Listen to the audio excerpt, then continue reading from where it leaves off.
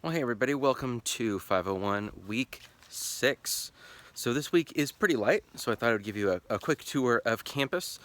I'm recording this on a Friday afternoon. Students had Tuesday as their last day at our school. Faculty have been in meetings and had some prep time, and everyone is just heading off right now. So it's actually super quiet, except for those birds that you probably didn't see. So we have a discussion forum this week looking at servant leadership. That's the theme of this week. We have a collaborative group exercise. So take a look at those groups. We had someone drop the class, so the groups are a little bit uneven, but Blackboard does the random enroll. So if you're wondering about that, that's what that is about. There's actually not a big assignment due this week, just the discussion forum, the collaborative exercise you're used to, and just getting ready for the LA Unified reboot. So the idea is that LA Unified spent a little over $1 billion a while ago for iPads and used some Pearson software that didn't really work out, and they didn't really think through it in the way that people typically do. So it was quite an ugly mess. So your task is to get together with a group and think about what would happen if you were to reboot it. So take a look at that document, see what's coming on, and that's most of it for this week. It's actually pretty straightforward. So I wanted to give you a quick introduction that I think is a pretty cool example of what we were doing at Hillbrook School, but also kind of how we can use space and think about space a little bit differently in schools. So this is our outdoor stage. There's a bunch of houses around us. This is called the Village of Friendly Relations. So around World War II, our school was actually a boarding school. And this was right around the time like Japanese internment camps, and people weren't really coming together as Americans. So what our students decided to do, and they had, keep in mind, tons of time on their hands, is literally build community. And so we had like the newspaper with the general store. We had the bank is back here with the circle windows for coins. And they actually built, and we have photos of them building it like, what, in the 40s.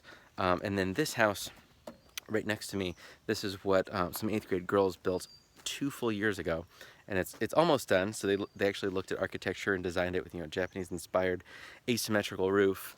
And some 5th graders and some teachers have been working on this after school, and what it's actually going to be, it's a little reverby in here and a short window, is going to be an exhibit. So our students, our 5th graders, science is making. And so they make an exhibit. It's usually design thinking. So they interview people and look at designing something through like a lens of empathy. And so what you get all around me are these projects. And so they interviewed a handful of us around here and decided on someone that had inspired faculty members. And they were famous women in history, and they had to design something physical, something scientific. So, right, this will slowly roll up. I'm using the wrong side of it. You get that idea, and then you get Gloria Steinem, right? And then whatever was up in here, I don't know, it's actually missing. Maybe this is a bad example. Would slowly roll down that, and they, students laser etched all of this. All kinds of really cool stuff around. So the idea is for this to be actually more of like a museum exhibit. And this is our outdoor stage. So it's a really cool space. One thing that I'm really excited about that I think now is a good time to talk about is making and space. So coming up, and I think tangential to this course, we have the ISTE Conference. So ISTE is a big international ed tech organization. You probably know it, if nothing else, from their standards that you've had to use for assignments and reflections and professional learning and stuff. But it's actually an incredibly cool organization. So about 18,000 people are going to descend upon San Antonio, Texas at the end of June. And I'll give you the links to actually follow along. So the 2 hashtags you want to follow if you are not there, and I'm assuming you guys are not, I will be there, are ISTE 2017 and then not at ISTE. We'll start off as the silly hashtag and actually has become a really cool way to meet other people that are excited about technology in the classroom. So I am giving a talk in a really big room, which is really cool and also a little bit strange, around the idea of studios, not classrooms. So, we think about Starbucks, as a place you want to hang out. They call themselves the third space. So you have home, work, and they want the third one to be Starbucks.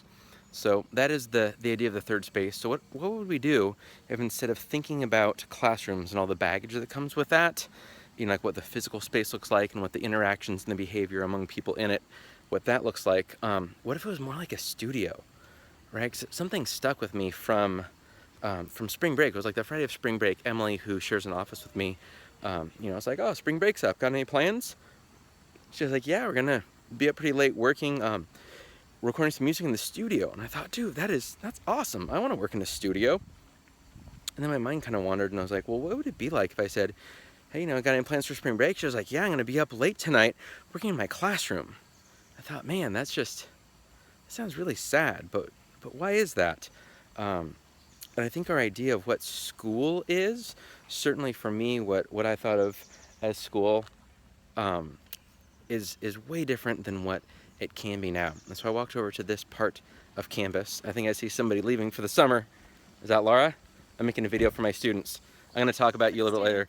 Hi. My grad students. This is Laura Blum. How's it going? It's going good. How are you going? Good. Are you off? I'm off. Awesome. Done Happy for summer. All right, I'm going to Thank keep you. recording my video. I'm 6 minutes in. All right, go. All right. I will share a little bit in our notes about what she does. She's unbelievable. Teaches science. So, what if it was more like a studio? Because you think about studio and you're like, nice. You think about classroom and usually it's like, so what we're doing as a school is we've been playing with spaces, and every one of our classrooms has been redesigned to have flexible furniture and a variety of seating. And so behind me over here, we have our art room, which is a super cool space. And then back over actually where Laura came from, that's our science building right there. And that's a super cool space. And we really want disciplines to be integrated more than they are, right? Like, it's strange to be like, let me teach you science, but not math. Let me teach you science, but not any public speaking to talk about your scientific research. Let me teach you science, but not teach you any art or give you any artistic tools to be able to actually make anything, right? So what we literally had happening is there's this distance physically and curricularly between science, spin a little bit, right, and art. So students keep running back and forth from science, interrupting art class. So we're going to build a giant makerspace right here, giant 2-story building that's going to, like, literally and programmatically connect art with science, and it's really exciting. And I think that this is the beginning of a real shift in education. So as we start to kind of wrap up and we look at kind of the nuts and bolts of our final assignment, and like, how would you reboot an iPad deployment, and I definitely have some specific thoughts around that to help guide you as we go on. Trying to lose sight of kind of the bigger picture of, we have these tools that are so powerful, and these tools, this technology is changing exponentially, right? Every year you hear the iPhone is announced and this is twice as fast and that has twice the resolution. Like, it is literally changing exponentially. It's not just people aren't saying that, it's becoming this pivotal moment. And that means the world around us is changing exponentially. It's not just us getting older going, oh, these times move by so much faster than they used to. Things are actually changing faster in a way that humans aren't adapting to. So what does our teaching look like? What does our learning look like? And how is that different? And it's a really exciting time. So as we think about, kind of the iPad reboot, as we think about what spaces can look like, think about how do we use kind of this space around us, and not just the inside of the classroom, but kind of everything. So those are some thoughts to kick you off on week 6. Look forward to reading your discussions as always, and hopefully your school year is wrapping up, and I will talk with you guys later. Happy week 6.